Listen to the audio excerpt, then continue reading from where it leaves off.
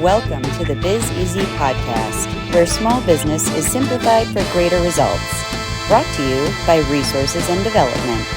Go to www.resources-development.com for help in taking your business to the next level. And now, help me welcome the host of the Biz Easy podcast, Steve McCrillis. Welcome to the Biz Easy podcast, coming to you from the small business capital of America, right here in Middle Tennessee, while reaching across the globe, spoken in English and translated into 20 different languages for your listening pleasure. Really. The Biz Easy Network, your resource to help take your business to the next level. Also, stay tuned to learn how you can receive your free Biz Easy Business Tool gift at the conclusion of this podcast. My name is Steve, your host, as we all learn how to stay better focused on the things that make your business great.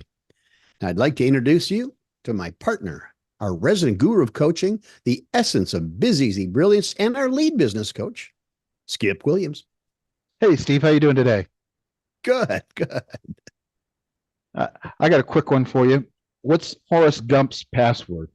Forrest Gump's password, I give. One, Forrest, one. I love that movie, by the way. A month or two ago, I motorcycled through that road as he was coming into Monument Valley. Is that right? Riding up the road, and there's all kinds of people in the middle of the road taking pictures and so forth. I had to kind of go in and out of them to get through. No kidding. I understand that little scene was almost cut from the movie. Is that right? Almost not produced, actually. Well, today I want you to ask yourself what your company needs most. For most business owners, the answer will be cash, and that may be legit. Most owners, when asked that question, find themselves in a cash flow pinch at some point in time or another.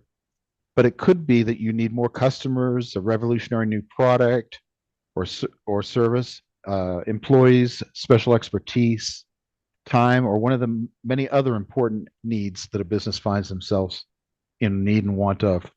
Yeah, I think that most business owners would respond that they want cash. That's the first thing that they say. What if you could get any one thing, open the genie bottle, one thing, what would it be? They'd say more cash. Tell us why. That is the ultimate goal, right? Is of the whole business, the whole enterprise. Right. Secondly, I want you to ask yourself what your company has in abundance. It could be available labor, could be inventory, could be accounts receivable, some special expertise, maybe your goodwill or brand, a waste byproduct perhaps, maybe a customer list. Time might be what you have in abundance. And again, one of the many important assets that you may be what are the many of the important assets that you may be swimming in? Well, every business owner will say, what do you have in abundance? Well, we have talent. Right. And perhaps time.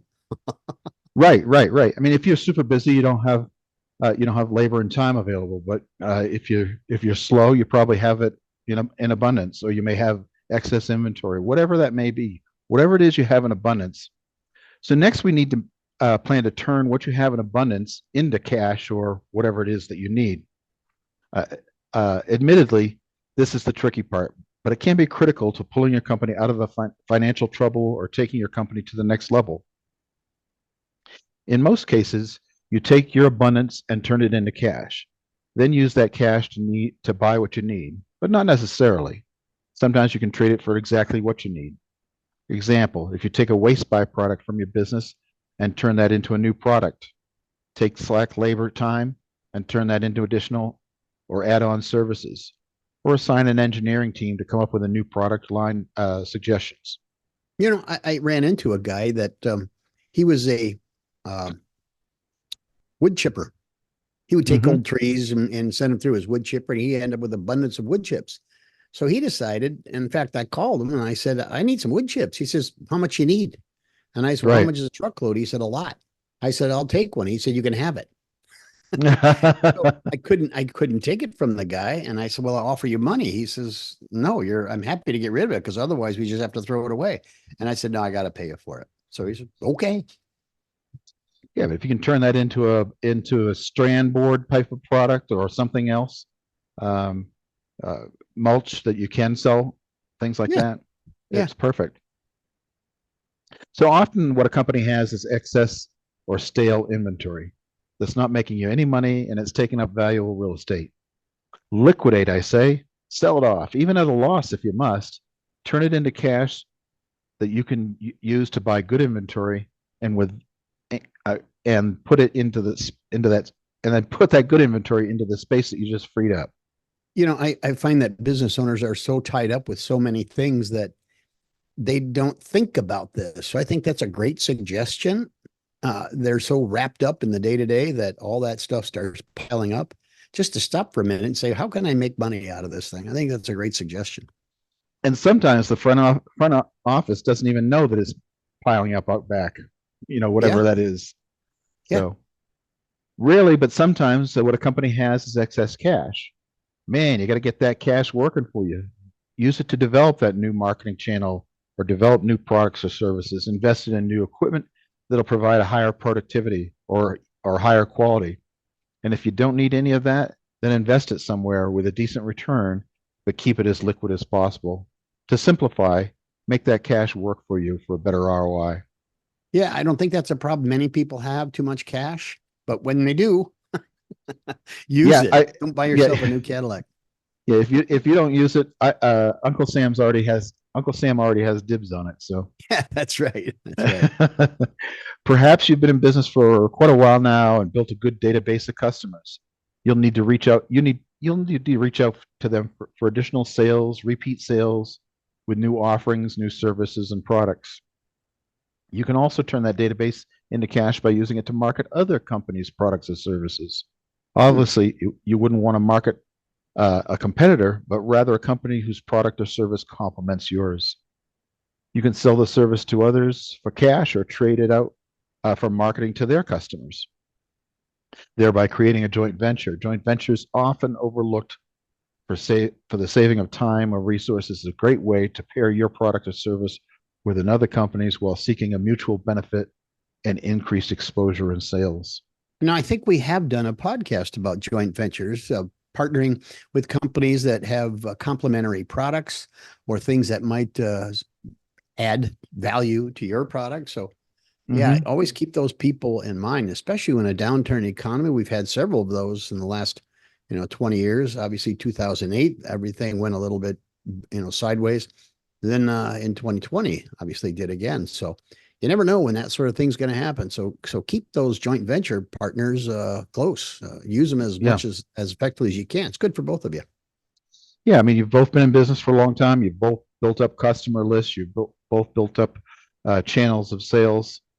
Take advantage of each other's channels and reap the benefits. Accounts receivable is an asset that you can't spend until you reel it in, right? You can put a couple of people to work for a week or two to do their best to collect, or you can sell your receivables if you're truly desperate. And if all fails, you can turn them over for collection.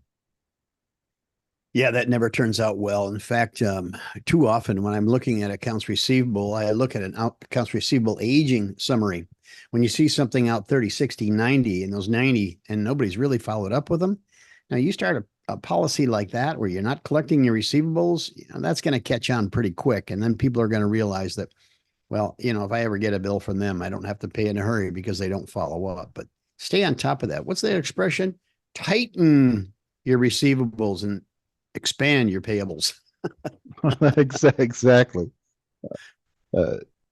Exactly. Some of these examples may sound like desperation, and certainly desperate times do call for desperate measures.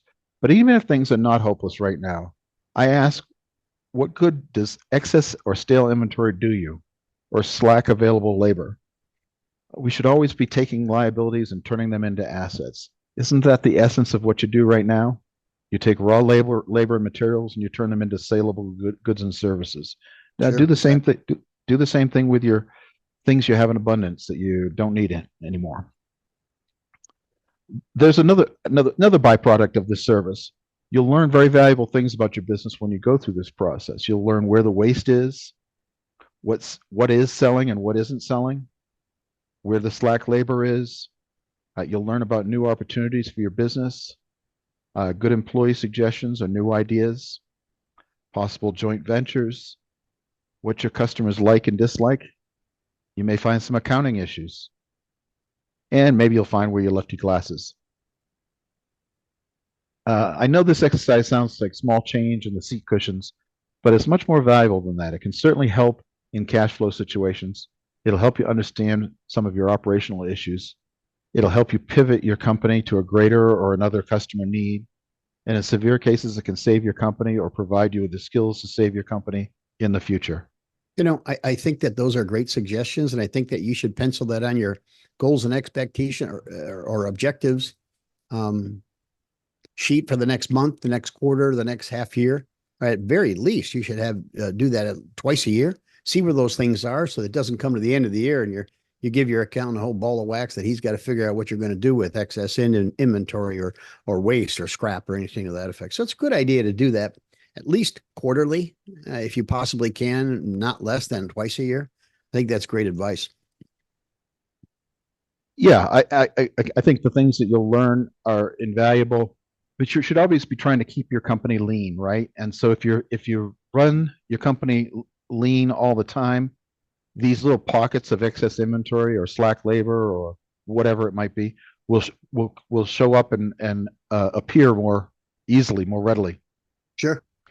If your company is in trouble, remember that voluntary liquidation of these assets is always preferable than forced liquidation. So please do turn your abundance into your needs before things get desperate. And if your company is doing fine, use this exercise to eliminate waste and fine-tune your organization.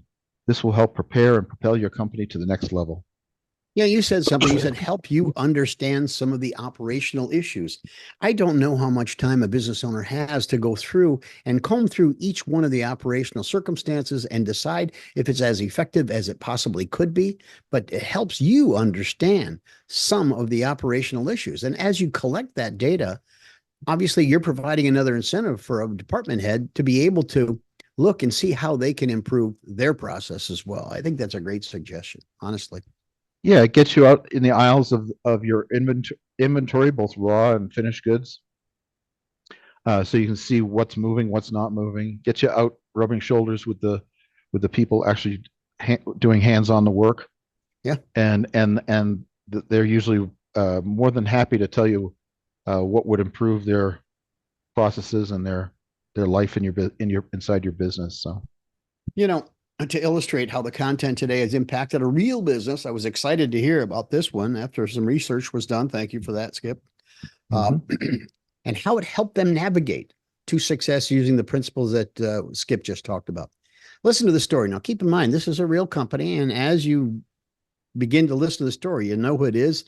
And I don't know if you realize that this company went through these kinds of things, but they had to dig deep and they had to figure out they were facing bankruptcy, and they had to figure out how they could turn their cash flow position around. So take a listen. I think you'll enjoy this story.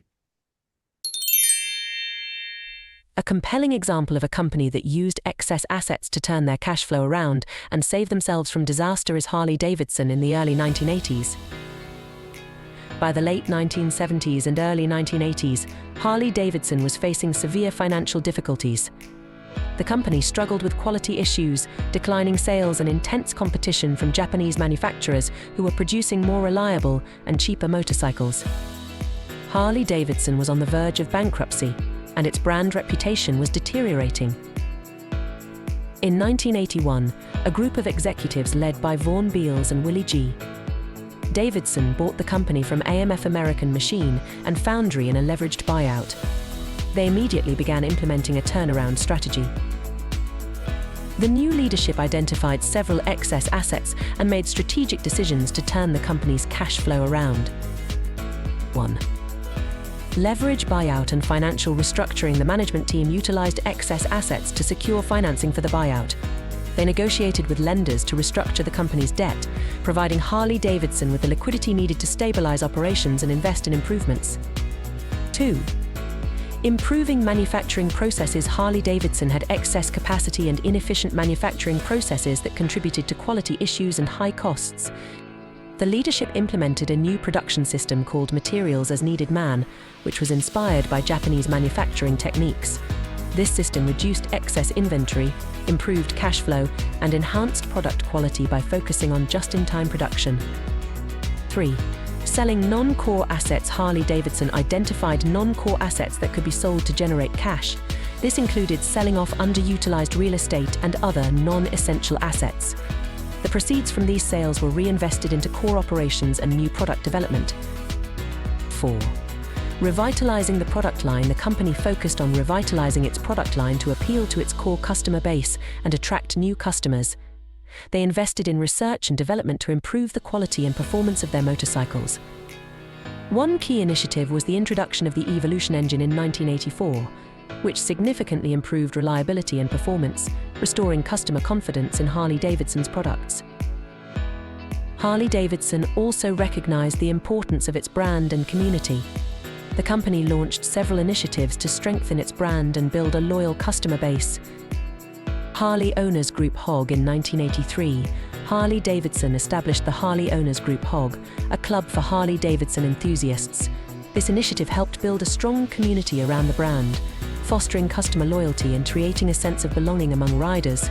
Lifestyle marketing. The company focused on lifestyle marketing, emphasizing the freedom, adventure, and camaraderie associated with riding a Harley-Davidson. This approach resonated with customers and differentiated the brand from its competitors.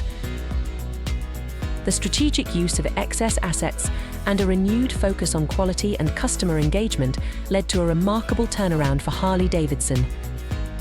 Financial recovery. Harley-Davidson returned to profitability by the mid-1980s with improved cash flow and a stronger balance sheet. The company's stock went public again in 1986, and it became one of the most successful IPOs of that era. Improved product quality. The new manufacturing processes and product innovations restored the company's reputation for quality and performance, attracting new customers and retaining loyal ones.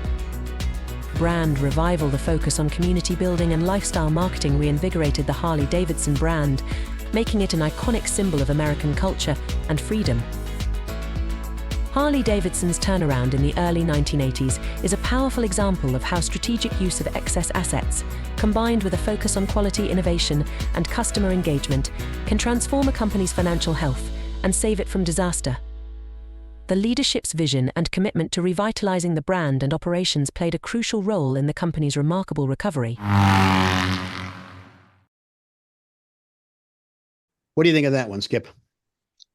Well, Harley Davidsons are not the type of motorcycle I normally drive, but it is a real American story from its inception through now, what they've done. And they really have become a brand, haven't they? I've often said that they could probably afford to give their motorcycles away and just make money on all the swag that they sell. Isn't that the truth? You know, everyone, if you've gone to a Harley Davidson store, I think there's more swag and apparel than there is just about anything else, which I find particularly interesting. Every place you go, every stop, they have their own branded location. See, and I've got a brother-in-law who obviously has several Harley Davidson. He does that. He collects those from different places, obviously the big ones, but nevertheless, Harley Davidson is a true success story. And I don't think they're doing too badly. Do I get that right? Yeah, they're running into some issues right now because their prime customer, their target customers are dying. It's really geared towards people in their 60s and 70s, and so the younger people aren't as excited about Harleys as they, at least not the motorcycles, maybe the swag, but as they used to be. But as I ride with guys that are Harley Davidson fanatics, every time we go past a Harley Davidson store, they've got to stop and get a T-shirt for that particular store's Harley Davidson T-shirt. Well, it's a great company. I'm not going to deny that. And I've never owned a Harley Davidson. Perhaps someday I still will. But Harley Davidson hopes to inspire others with their story and their work, and they believe that nothing is impossible without passion and perseverance. And thanks to our podcast, many of these things took place. That's not even possible because we didn't have this podcast when they were going through that. Just in case you think I was coattailing there. I'm not really doing that. You grew up in that part of the world too, didn't you? I did. I most of my life was spent in Milwaukee, and I remember many of the anniversaries they had and how they'd clear the roads and they'd all go down to the lakefront. They'd have a big deal, and that's still a big deal today. The 100-year, the 75-year was around for all those things. It was really quite impressive to watch. There's no doubt. Absolutely. So thanks for listening to us today. This podcast, we have got a free gift business tool. Take a listen. This week's free gift is our break-even budget tool. Now, this tool is designed to help you kick off your budgeting process for the new year, quarter, or however you plan your sales.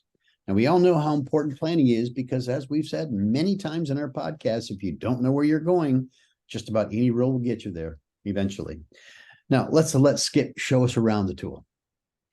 Thanks, Steve. I think this is going to take the fear out of budget season. I know we all get a little worked up when it comes to designing a budget, but it doesn't have to be that difficult. And this tool should help you get started with that process and make it relatively easy. The minimal amount of information you need to start with. Put your present sales revenue in here, put your cost of sales, put your present overhead in here, and then tell the spreadsheet how many months of data that represents. I mean, ideally you'd want 12 months, but if all you've got is a quarter's worth of information, you put 3 months. However much information you've got, you put in there and tell how many months it is. Once you've got that done, it'll tell you how much sales you need to do each month on average in order to break even. So this is 133,000 in this particular example. So I built a model with 150,000 all the way through, and it shows our profit stacking up over the course of the year. But you can adjust these numbers up or down based on seasonal fluctuation. You can also increase certain months or the whole thing to provide stretch goals. But it's a really simple tool here, just a minimal information, and then you can play around with these revenue numbers month by month until you've got what you think is a pretty good picture of what you'd like to see for the following year. And from this total document, then building your budget in your into your accounting system or to disseminate amongst your employees or managers, it becomes really easy. So minimal, maximal, right there. Steve? As Skip mentioned, the inputs are minimal, but the outputs are quite powerful. Now, this tool has been very valuable to show not only break even, but also allows you to set future goals and financial expectations for your company's performance. And we hope this makes your business a little more predictable and, as usual, more profitable. And the way to get your copy of the break-even budget tool today for free is to go to the products page at resources-development.com and use the coupon code BUDGETTOOL. That's BUDGETTOOL to get yours absolutely free. Now, this product is a $39.95 value that you will receive for free for listening to us today. Our gift to help make your life biz easier. That's right, Steve. I hope it helps everybody. Thanks. Now, keep in mind, most of these business tools are useful in your company, and I'm sure that you will find them so. Go to our website, resources-development.com, and go to the products section, and you can see the retail value and the value of some of these tools. And if you ever need a little bit of assistance with that, reach out, resources-development.com. So what else have we got for the day, or are we going to wrap it up, Skip? I think it's time to wrap it up. Let people go back to work. There you go. Or at least maybe they've reached their destination. Perhaps. Anyway, thanks for joining us. And that is a wrap, Steve. Woo! Thanks for listening to today's Busy Z podcast. If you enjoyed our broadcast, we would kindly ask you to like, subscribe, and share with other entrepreneurs. See you next time on the Busy Z podcast, where business is simplified for greater results.